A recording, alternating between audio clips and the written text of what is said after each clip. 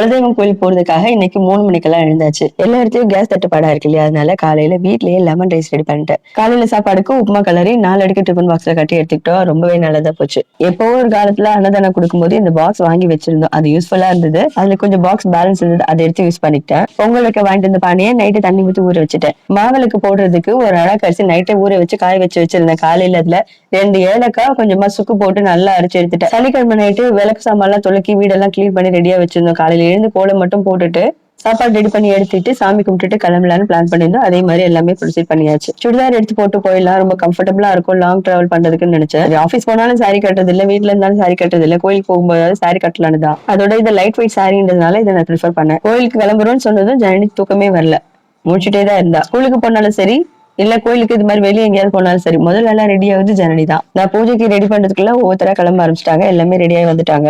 பஸ்ல தான் போறதுக்கு பிளான் பண்ணிருக்கோம். கோயம்பேடு வர மெட்ரோ ட்ரெயின்ல போயிட்டு அங்க இருந்து பஸ் பிடிச்சு போய்க்கலாம்னு பிளான் பண்ணோம். இப்போ எங்களுக்கு மாதிரி எங்கேயோ தூரத்துல சாமி இருக்கு அப்படின்னா கூட நம்மளால தினமும் அங்க பாண்டிச்சேரி போயிட்டு வர முடியாது. தினமும் வீட்டுல விளக்கேற்றும் போது குலதெய்வத்தை மனசார நினைச்சு கும்பிட்டுட்டு நமக்கு எப்ப முடியுதோ 6 மாசத்துக்கு ஒரு தடவையோ இல்ல 3 மாசத்துக்கு ஒரு தடவையோ வருஷத்துக்கு ஒரு தடவையோ குலதெய்வத்தை போய் பார்த்து பொங்கல் வச்சுட்டு படையல் பண்ணிட்டு வரணும். குலதெய்வ வழிபாடுன்றது ஒவ்வொருத்தருக்கும் ஒரு விதமா மாறுபடும். ஒவ்வொரு குடும்பத்து வழக்கப்படி ஒவ்வொரு மாதிரி குலதெய்வம் கும்பிடுவாங்க. குலதெய்வம் தெரியல அப்படின்றவங்களுக்கு கொட்டைப்பாக்குதான் குலதெய்வம்னு சொல்லுவாங்க. அதே மாதிரி குலதெய்வம் தெரியல கண்டுபிடிக்க முடியல அப்படின்னும் போது ஒரு பித்தளை செம்புலையோ இல்லாட்டி ஒரு செம்பு செம்புலையோ தண்ணி விட்டு அதுக்கு மஞ்சள் குங்குமம் எல்லாம் வச்சு அதுல மஞ்சள், பச்சை கற்பூரம், பூ, வேப்பிலை இதெல்லாம் போட்டு நம்ம அதையே குலதெய்வம் நினைச்சு கும்பிட்டுட்டு வரும்போது நம்ம வீட்டு குலதெய்வம் எதுன்றது நம்மளால கண்டுபிடிக்க முடியும். எங்க அம்மா வீட்டுல பாத்தீங்கன்னா குலதெய்வம் இதுதான் அப்படின்னு சரியா தெரியாமலே வேற ஒரு சாமியை குலதெய்வமா கும்பிட்டுட்டு வந்தாங்க. காலங்காலமா நாங்க அந்த சாமியை தான் குலதெய்வம்னு கும்பிட்டுட்டு வந்தோம். அந்த தெய்வமும் எங்களை காப்பாத்திட்டு தான் வந்தாங்க. அப்புறம் ஃபைனலா ஒரு தடவை குலதெய்வத்தை கண்டுபிடிக்கணும் அப்படின்னு நான் என்ன பண்ணேன்னா இந்த மாதிரி வைங்கம்மா அப்படின்னு சொல்லிட்டு எங்க அம்மா வீட்டுல ஒரு புதுசா ஒரு சொம்பு வாங்கி கொடுத்து அதுல நான் இப்ப சொன்ன மாதிரியே தண்ணி நிரப்பி என்னென்ன பொருட்கள்லாம் அதுல போடணுமோ அதெல்லாம் போட்டு பூ, வேப்பிலை இதெல்லாம் வச்சு அதை நாங்க வழிபட்டுட்டு வரும்போது அப்புறம் நான் போய் என்ன பண்ணேன்னா ஊர்ல போய் யார்கிட்டலாம் முடியுமோ அவங்கள்ட்ட எல்லாம் விசாரிச்சு குலதெய்வம் எதுன்னு கண்டுபிடிச்சேன். இப்ப குலதெய்வம் இவங்க தான் அப்படின்னு தெரிஞ்சதுக்கு பிறகு அந்த தெய்வத்தை கும்பிட்டுக்கிட்டு வராங்க. இதெல்லாம் ஒண்ணும் இல்ல, இதெல்லாம் என்ன விஷயம் அப்படின்னு நினைக்கிறவங்களுக்கு கூட இப்ப நம்ம இது மாதிரி ஒரு விஷயத்த செஞ்சுட்டு அதுக்கு நம்ம எஃபோர்ட் போட்டு தேடும் போது அந்த தேடுற நோக்கம் ஆழமாகும், அந்த முயற்சி அதிகமாகும். சோ நம்மளோட தேடுதல் சக்சஸ் ஆகும். எனக்கு கல்யாணம் புதுசுல ஒரு டவுட் இருந்துச்சு. எல்லாமே இங்க இருக்கீங்க சென்னையில, அப்புறம் எப்படி இங்க இருந்து பாண்டிச்சேரியில போய் உங்களுக்கு குலதெய்வம் வந்துச்சு அப்படின்னு கேட்டபோதுதான் சொன்னாங்க. பூர்வீகமா மாமனார் வீட்டுல இருந்தது எல்லாமே விழுப்புரம் பக்கத்துலயும் பாண்டிச்சேரியிலயும் விழுப்புரத்துல இருந்து கும்பிடும்போது ஒரு குலதெய்வம் இருந்திருக்காங்க. அந்த குலதெய்வத்தை கும்பிட்டு இருக்காங்க. அதுக்கு பிறகு மாமனாரோட அப்பா அம்மாவுக்கு குழந்தைங்க தங்கல. குழந்தை பிறந்தா உன்னோட பாதத்துல கொண்டு போட்டு மண்ணுல பிரட்டி எடுக்கிறோமா அப்படின்னு வேண்டிக்கிட்டாங்களாமா. அந்த வழிபாடு பண்ணும்போது அந்த நேரத்துல இப்ப எங்க குலதெய்வம் இருக்கிற இடத்துல வயல்வெளியா இருந்துச்சா, சின்னதா குலதெய்வம் கோயில் இருந்திருக்கு. அந்த இடத்துல ஓடையில தண்ணி ஓடுற மாதிரி ஒரு நல்ல தண்ணி வாய்க்கால்ல தண்ணி ஓடி இருக்கா. அந்த தண்ணியை தீர்த்த மாதிரி எடுத்து குடிச்சு அந்த மண்ணை திருநூறு மாதிரி வச்சுக்கிட்டு வேண்டிக்கிட்டு இருந்ததுனால அதே மாதிரி குழந்தை நல்லபடியா பிறந்தது, நல்லபடியா எல்லாம் நடந்ததுக்கு அப்புறம் அவங்க தேடிட்டு பாண்டிச்சேரியில உன்னையே குலதெய்வமா எடுத்துக்கிறோமா அப்படின்னு சொல்லிட்டு என்னோட மாமனாரை தரையில போட்டு மண்ணுல நல்லா திருப்பி திருப்பி விட்டு எடுத்திருக்காங்க. இப்படிதான் அவங்க குலதெய்வத்தை வழிபட ஆரம்பிச்சிருக்காங்க. அப்படியே வர வழிபாடு இன்னைக்கு வரைக்கும் ஃபாலோ பண்ணிக்கிட்டு இருக்காங்க. இப்போ நமக்கு எப்படின்னா குலதெய்வம் அப்படிங்கிறது நம்மளோட அப்பா அம்மா தாத்தா பாட்டி அப்படின்ற மாதிரி நம்ம எந்த வேலையை முதல்ல தொடங்கினாலும் ஒரு விசேஷமானாலும் முதல்ல குலதெய்வத்தை கும்பிட்டுட்டு அவங்கள்ட்ட சொல்லிட்டு தான் ஆரம்பிக்கணும். ஒரு வீட்டு வாரிசுக்கு கல்யாணம் ஆகுது அப்படின்னும் போது முதல் பத்திரிக்கை அங்கதான் கொடுக்கணும். அதே மாதிரி கல்யாணம், குழந்தை பிறப்பு, காது குத்து இது எல்லாமே வழி வழியா அவங்க கிட்ட சொல்லிதான் ஆரம்பிக்கணும். ஒவ்வொருத்தர் குலதெய்வத்துக்கு அசைவ சாப்பாடு எல்லாமே படைப்பாங்க. ஒரு சில குலதெய்வத்துக்கு சைவ சாப்பாடு படைப்பாங்க. குலதெய்வ வழிபாடு கோடி தெய்வ வழிபாடுன்னு சொல்லுவாங்க. ஒருத்தருக்கு குலம் தெரியாம போனாலும் குலதெய்வம் தெரியாம இருக்கக்கூடாதுன்னு சொல்லுவாங்க. குருவை மறந்தாலும் குலதெய்வத்தை மட்டும் மறக்க கூடாதுன்னு சொல்லுவாங்க. குலதெய்வத்தை கும்பிடுறதுக்கு அமாவாசை, பௌர்ணமி, வருஷப்பிறப்பு, மாதப்பிறப்பு, வெள்ளிக்கிழமை, செவ்வாய்க்கிழமை, ஞாயிற்றுக்கிழமை எல்லாம் ரொம்ப நல்ல நாள். நமக்கு வீட்டுல ஏதோ ஒரு கஷ்டம் இருக்கு, இல்ல குழந்தைங்களுக்கும் இல்ல நமக்கும் உடம்பு சரியில்லாம இருக்கு அப்படின்னா குலதெய்வத்தை வேண்டிக்கிட்டு ₹1 காசை ஒரு மஞ்சள் துணியில முடிஞ்சு வச்சுட்டு குலதெய்வமே எங்களுக்கு நல்லபடியா எல்லாமே சரி பண்ணி கொடுங்க அப்படின்னு வேண்டிக்கிட்டு நம்ம என்னைக்கு குலதெய்வம் கோயிலுக்கு போறோமோ அன்னைக்கு கொண்டு போயிட்டு அவங்களுக்கு காணிக்கையா செலுத்துறது ரொம்ப நல்லது. பல நேரம் பாத்தீங்கன்னா ஒரு வீட்டுல கல்யாணம் தள்ளி போயிட்டே இருக்கும். எவ்வளவு பார்த்தாலும் மாப்பிள்ளை பொண்ணு அமையவே அமையாது. குழந்தைங்களுக்கு உடம்பு சரியில்லாம இருக்கும். அதே மாதிரி ஏதாவது ஒரு தொழில்ல நஷ்டம் வந்துட்டே இருக்கும். வீடு நம்மளுக்கு ஒத்துப்பட்டே வராது. இது மாதிரி ஏதாவது ஒண்ணு இருக்குது அப்படின்னா, முதல்ல குலதெய்வத்த கும்பிடணும். அத கும்பிட்டதுக்கு அப்புறம் ஆரம்பிச்சு பாருங்க. எல்லாமே சரியா போயிடும். நம்ம எவ்வளவு தெய்வத்த கும்பிட்டாலும், வீட்ல எவ்வளவு பூஜை பண்ணாலும் சரி, குலதெய்வத்த கும்பிட்டு அவங்க அனுமதி வாங்கினா தான் நமக்கு எல்லாமே நல்ல விதமா நடக்கும். விளக்கேத்தி சாமி கும்பிட்டுட்டு நாங்களும் கிளம்பிட்டோம்.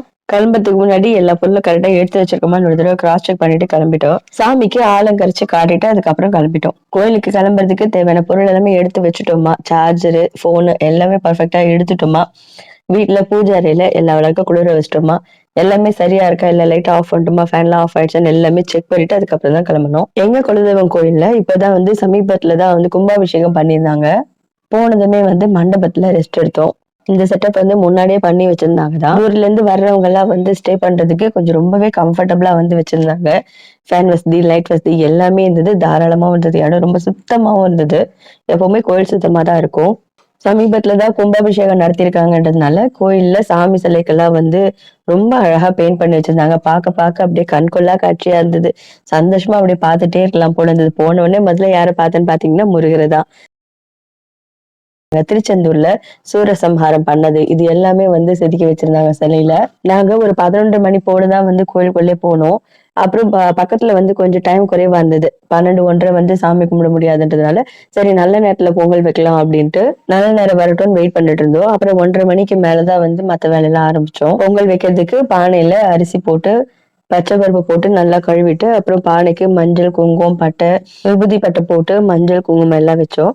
குழந்தைங்களை தான் வைக்க சொல்லியிருந்தேன். ஏன்னா குழந்தைங்களை இந்த மாதிரி விஷயத்தெல்லாம் பழகணுன்றது என்னோட தாட். குழந்தைங்களுக்கு இது மாதிரி பூஜை, அப்புறம் நம்ம கோயில் வழிபாடு இதெல்லாம் பழக்கப்படுத்தி விட்டணுன்றது என்னோட தாட். எப்பவுமே கோயில்ல பாத்தீங்கன்னா பொங்கல் வைக்கிறதுக்கு நல்ல இடம் அழகா சூப்பரா ஆர்கனைஸ் பண்ணியிருப்பாங்க. இந்த முறை ரொம்பவே சூப்பரா இருந்தது. புதுசா எல்லா அடுப்புமே கட்டியிருந்தாங்க. அதுவும் பாத்தீங்கன்னா அடுப்பு ரொம்ப கம்ஃபர்டபுளா பாத்திரம் வைக்கிறதுக்கெல்லாம் இருக்கா மாதிரி சூப்பரா இருந்தது. இந்த பக்கத்துல நிறைய ஒரு ரோவே இருந்தது. அப்படியே ஆப்போசிட் சைட்லயும் ஒரு பெரிய ரோ இருந்தது. எனக்கு கிழக்கு பக்கமா நம்ம வீட்ல எப்படி சமைக்கிறோமோ அந்த மாதிரி நின்னு சமைக்கணும் அப்படின்ற மாதிரி நான் இந்த பக்கம் மாதிரி இருக்க அடுப்பை சூஸ் பண்ணேன். இது இல்லாம மேற்கு பக்கத்துலயும் பார்த்து சமைக்கிற மாதிரி அடுப்பெல்லாம் கட்டி வச்சிருக்காங்க.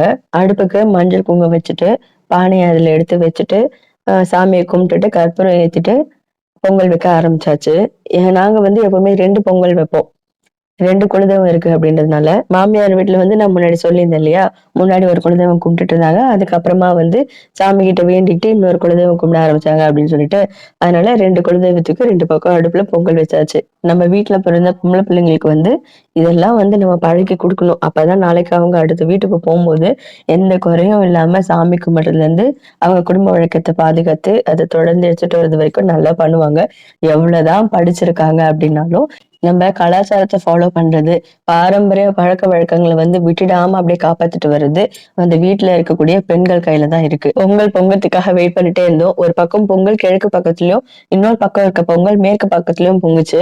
பொங்கல் எந்த பக்கத்துல பொங்குனா என்ன பலன் அப்படின்னு சொல்லி வச்சிருப்பாங்க. ஆனா என்ன பொறுத்த வரைக்கும் கோயில் வாசல்ல நம்ம கால் எடுத்து வச்சுட்டோம். நம்ம ஒரு பாதுகாப்பான இடத்துக்குள்ள போயிட்டோம். நம்ம தெய்வம் நம்மளை காப்பாத்துற ஒரு எல்லைக்குள்ள போயிட்டோம். அதுக்கப்புறம் நம்ம அதை பத்தி எதுவுமே யோசிக்க கூடாது. எல்லாமே நல்லதுன்னு தான் நினைப்பேன். பொங்கல் இந்த பக்கம் தான் பொங்கணும் அப்படின்னு நம்ம ஒரு முறை வச்ச பாத்திரத்தை மாத்தி எதுவும் வைக்க கூடாது.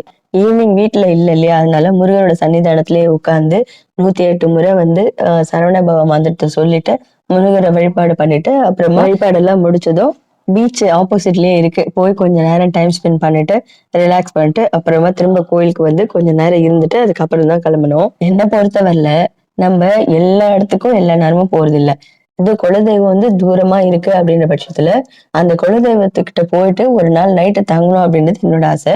பட் என் ஹஸ்பண்ட்க்கு காலையில வேலைக்கு போகணும் அப்படின்றதுனால நைட்டே கிளம்பலான்னு முடிவு பண்ணுவோம். அம்மனுக்கு பொங்கல் படைச்சிட்டு அப்படியே அம்மனுக்கு கற்பூரம், ஊதுவத்தி, மஞ்சள், குங்குமம், அப்புறம் அபிஷேகம் பண்றதுக்கு திருமஞ்சன பொடி, பன்னீர், புடவை, பூ, பழம், வெத்தலை பாக்கு, தேங்காய் எல்லாமே வச்சு அம்மனுக்கு புடவை சாத்திட்டு நிம்மதியா மனசார சாமி கும்பிட்டுட்டு நைட்டு ஒரு 2-3 மணி இருக்கும். அந்த டைம் வீட்டுக்கு வந்தோம். கோயில்ல சாமிக்கு சாத்தின மாலையை கொடுத்து விட்டு இருந்தாங்க. அதை எப்பவுமே எல்லாருமே வாசல்ல தான் மாட்டி வைப்போம், நிலவாசல்ல. ஆனா எனக்கு என்னன்னா சாமியோட பூ உதிரும் போது யாரு கால்லயும் பற்றக்கூடாது அப்படின்றதுனால நான் அன்னைக்கு சாமியோட பூஜை கேபினெட்ல தான் போட்டு வச்சிருக்கேன். இதுவுமே பாத்தீங்கன்னா நான் என் குலதெய்வம் கோயில் கிட்டதான் கத்துக்கிட்டேன். என்னன்னா சாமிக்கு கொடுத்த பூ வந்து தலையில வச்சிருந்தேன். அது வந்து ஈவினிங் கிளம்பும்போது காஞ்சிடுச்சு. அத ரிமூவ் பண்ணலாம் அப்படின்ட்டு நான் எடுக்கும்போது, உடனே அங்க கடை வச்சிருந்த அம்மா வந்து சொன்னாங்க, "அம்மா கீழ போட்டுறாதம்மா. பத்திரமா எடுத்து வைம்மா. சாமி மேல பட்ட பூ கீழ விழுந்துன்னா நம்ம கால் மீது படக்கூடாது" அப்படின்னு. ஷார்ட்ஸ்ல பார்த்திருப்பீங்க. இந்த ஸ்டெப்ஸ் வந்து எனக்கு ரொம்ப பிடிச்சிருந்தது. என்னோட பூஜை கேபினெட் கொஞ்சம் சின்னது அப்படின்றதுனால, எனக்கு தேவையான பொருள் எல்லாம் வைக்கிறதுக்கு இடம் இல்லாம இருந்தது. முக்கியமான பூஜை பொருட்கள்லாம் வந்து இந்த ஸ்டெப்ஸ்ல வைக்கிறதுக்கு எனக்கு கம்ஃபர்டபுளா இருக்கு. அதோட நம்ம வாங்கிட்டு வந்திருந்தோம் இல்லையா நானு, அந்த புதிய பாத்திரம், பஞ்ச பாத்திரம் அதுலயும் தண்ணி பிடிச்சு யூஸ் பண்ணிட்டேன்.